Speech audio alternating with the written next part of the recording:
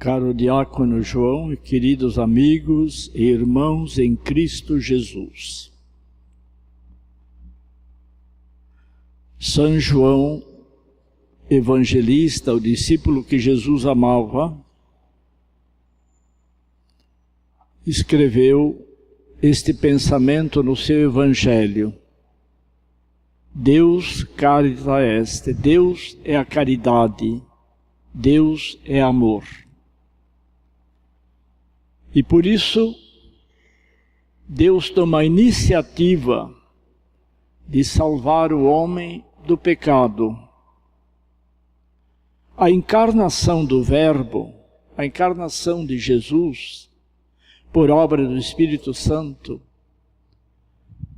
foi o início da vontade de Deus de reconstituir o plano que havia sido quebrado pelos nossos primeiros pais. E Deus nasce assumindo a nossa natureza pecadora e diviniza a nossa natureza pela morte da cruz. E Jesus vem condenar o pecado e salvar o pecador. Jesus não se conforma com esse desequilíbrio, com essas tendências que marcam profundamente o coração do homem.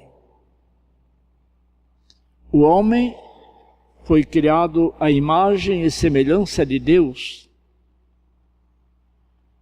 E Deus colocou no coração do homem um desejo de santidade e de salvação e de adorar o próprio Deus por esta tendência natural. Franz Koenig, um grande escritor, ele levou a vida toda estudando o comportamento do homem. Essa é uma obra muito grande que escreveu, Cristo e as religiões da terra. E ele estuda todas as religiões e chega a uma conclusão, que a religião cristã, a doutrina de Jesus, é a mais perfeita para chegar-se a Deus. E ele escreve ainda na sua obra que o homem, mesmo que não houvesse uma revelação para o homem, tomasse o homem de uma ilha, que nunca tinha escutado falar de Deus, nunca ouvido a palavra de Deus, este homem, em determinado momento da vida, chegaria a dobrar os joelhos para adorar aquilo que ele também não conhecia. Esta é uma tese profunda e verdadeira. Todos nós tendemos a uma forma de agradecer e de louvar o Deus desconhecido. E esse Deus que se encarnou no meio de nós, que veio ao encontro do homem, que armou a sua tenda entre os homens, este Deus, em Jesus Cristo, ele começa a falar e a explicar as coisas de Deus para o coração do homem. E hoje, nessa passagem do Evangelho de hoje, que é belíssima, Jesus condena os fariseus. Por que ele condena os fariseus? Porque o coração do fariseu é o coração arrogante, é um coração cheio de pecado e de fingimento. Por isso ele diz assim, cuidado com os doutores da lei, com os fariseus. Eles gostam de se apresentar nas praças, fazer esmolas, mas uma esmola fingida, usam grandes túnicas cheias de bordados para chamar a atenção, Gosto de sentar nos primeiros lugares nos banquetes, e eles, como ave de rapina, exploram as viúvas, tirando tudo que elas têm em troca de orações. Nós vivemos nesses dias. Tem muitos pastores que têm reta intenção, mas tem muitos pastores que caem sobre as pessoas como ave de rapina, para extorquir, para tirar pelo seu próprio proveito. E Jesus condena dizendo que a condenação deles é a pior das condenações. Em seguida, Jesus está no templo, no grande templo que é dedicado ao Deus de Abraão, de Isaque e de Jacó. Para nós termos uma ideia do templo, o templo tinha um lugar chamado Santo dos Santos, que era fechado com uma cortina. Atrás dessa cortina havia um altar para ser colocado os pães da proposição. Logo em seguida deste altar estava a Arca da Aliança. E dentro desta Arca da Aliança estava ali as tábuas da lei dada por Deus a Moisés, seu servo. Uma vez por ano, o sumo sacerdote entrava neste lugar sagrado, do Santo dos Santos. Mas na frente da cortina havia um cofre para as oferendas. Quem não podia oferecer um animal para ser sacrificado, um par de rolas ou um cordeiro, oferecia uma esmola no templo, para que pudesse ser comprado as oferendas. E Jesus fica percebendo as pessoas que vão oferecer no cofre. Umas dão grande quantidade porque tem de sobra, são as sobras daquilo, mas não é do coração. E aí ele observa uma viúva, ele vê aquela viúva caminhando na direção do cofre, com 2 moedas, que não valiam quase nada, mas serviam para a sua sobrevivência.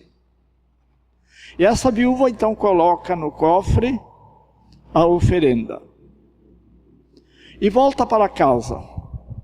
E Jesus então chama os discípulos e diz assim: de todos aqueles que ofereceram no cofre do Senhor, esta mulher voltou justificada, porque deu com o coração aberto, deu com o coração cheio de amor, e os outros ofereceram para aparecer diante dos olhos dos homens. Queridos amigos, esta oferenda, ela tem um símbolo também muito amplo e grandioso para nós. Quando nós viemos para a igreja, nós somos convocados pelo Espírito Santo. Ninguém vem por acaso para participar da celebração. É Deus que suscita dentro de nós e nos chama para o sacrifício. E no altar do sacrifício nós oferecemos o pão e o vinho, instituído pelo Senhor. A nossa oferenda, como você volta para casa depois de uma celebração eucarística? Como foi a tua oferenda do coração? Não é só a oferenda material. A oferenda da tua vida, a oferenda da tua família, a oferenda dos teus filhos, a oferenda dos teus amigos, a oferenda das tuas coisas que você tem pelo trabalho conquistado com a saúde que Deus te premiou. Abrir o coração Saber oferecer a Deus a tua alma. Que belíssimo exemplo de Nossa Senhora, que canta o Magnífica, a oração de Maria: minha alma engrandece o Senhor. Como é a tua oração dentro do templo? O que você vai dizer ao Senhor? Não é somente acompanhar um rito eucarístico, mas abrir o teu coração para falar com Deus. Deus caritas est, diz São João, Deus é amor. E só nós foi dado esta graça de compreendermos a nossa vida e a intenção reta de Deus para conosco. Só dado a nós. Nunca esqueço que eu estava celebrando missa e havia só uma pessoa participando da missa. Isso foi lá na paróquia São José Operário.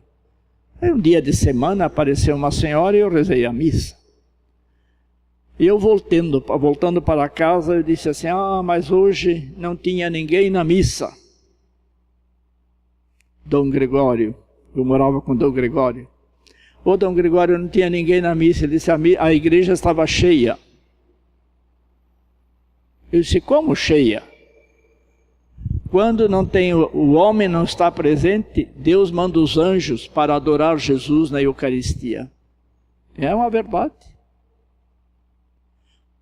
Quando não há pessoas humanas para louvar a Deus, os anjos descem. Até o Padre Marcelo tem um canto lá dos anjos, né? Que rodeio e ando por dentro dele. É verdade. Quando nós não queremos louvar a Deus, os anjos vêm para adorar a Santíssima Eucaristia. E será que nós adoramos a Eucaristia? Jesus está presente no altar. Não é uma brincadeira aquilo que nós fazemos. Não é um ato, apenas uma repetição diante de um pão que desafia a nossa fé. Ali está presente Jesus. Por isso ele disse: fazei tudo em memória de mim. Fazei isto em memória de mim. Não é a memória somente do sacrifício da cruz, mas o sacrifício incruento que acontece cada vez que celebramos a missa. E olhem que Jesus celebra a missa e diz assim: pela remissão dos pecados. A missa perdoa os nossos pecados. Além do sacramento da penitência, nós temos ainda a missa que perdoa e nos consagra para adorarmos a Jesus. Queridos amigos,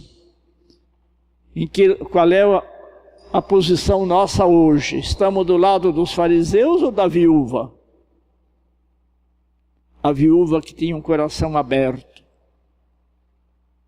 A viúva que abriu o seu coração, que é na primeira leitura, que belíssima leitura, a viúva de Sarepta.